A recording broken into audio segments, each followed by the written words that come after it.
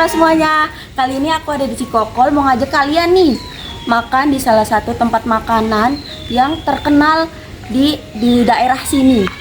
Ayo ikut. Buat kalian yang suka makanan tradisional seperti soto Betawi Cikokol, makanan yang berkuah dengan santan yang gurih, video ini cocok untuk kalian tonton. Kita bakal lihat suasananya dan ngobrol langsung dengan pemiliknya serta melihat proses masaknya dan mencoba salah satu menu favoritnya. Yuk kita mulai.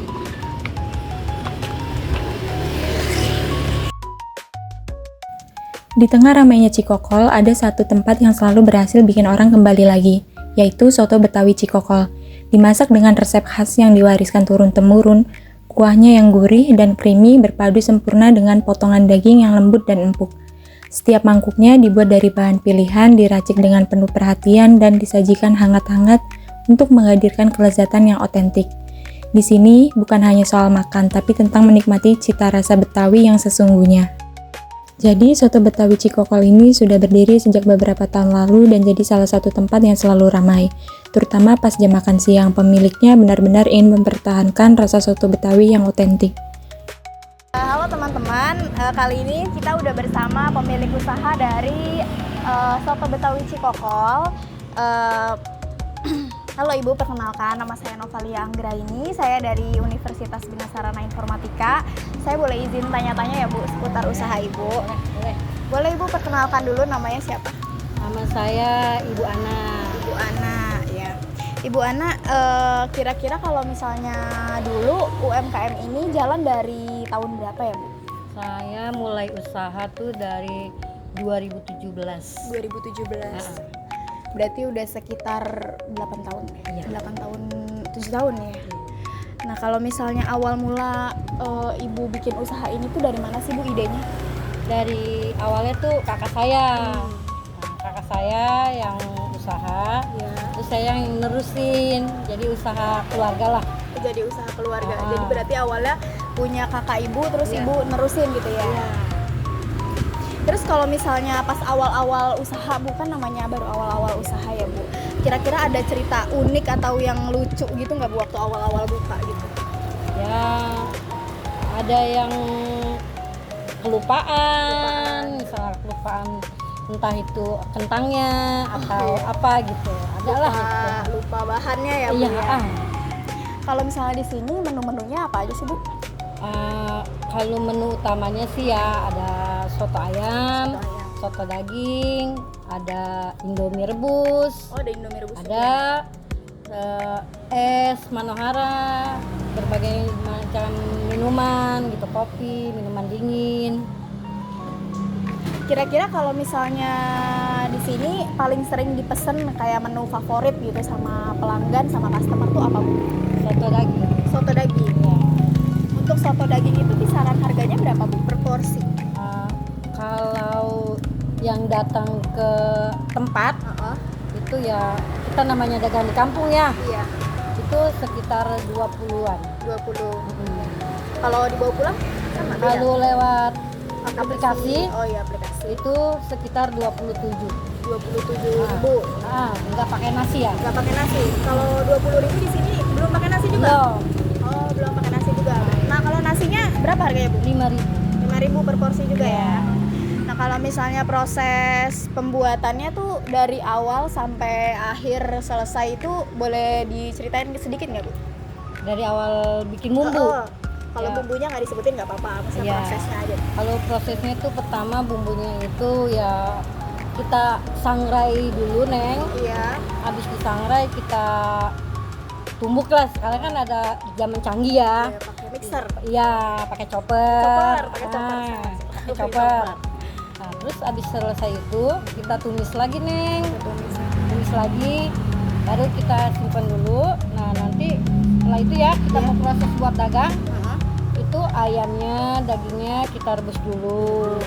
Awalnya tuh, terus kita rebus lagi, kita buang airnya, kita cuci lagi. 3 kali proses Neng. 3 kali proses. 3 kali proses kita rebus lagi sama kayak serai, salam gitu ya, lengkoas atau apa gitu ya Neng. Iya.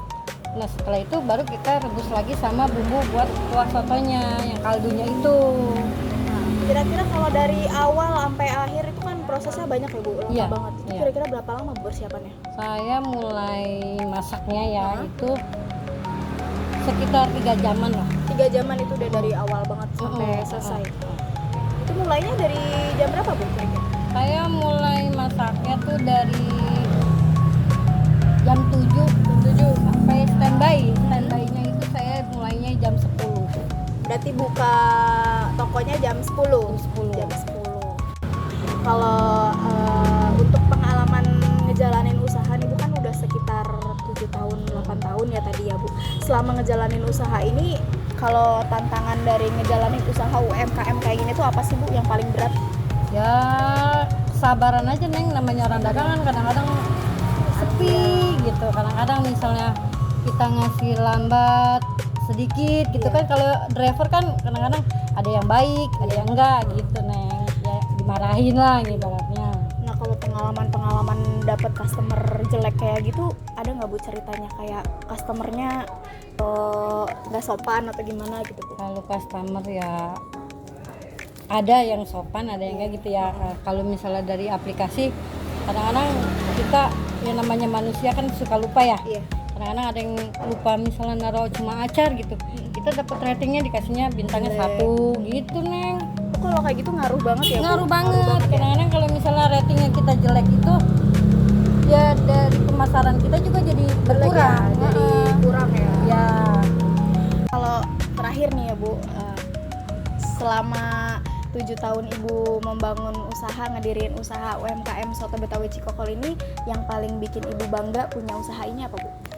Ya satu ya saya bisa ada penghasilan sendiri, terus bisa biayain anak buat sekolah gitu, bisa buat kita sendiri, namanya wanita ya.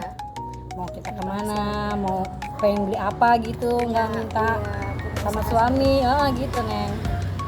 Oke, cukup sekian guys wawancara dari Mpok Ana ya, selaku pemilik usaha Soto Betawi Cikokol. Boleh pamit dulu. Dadah.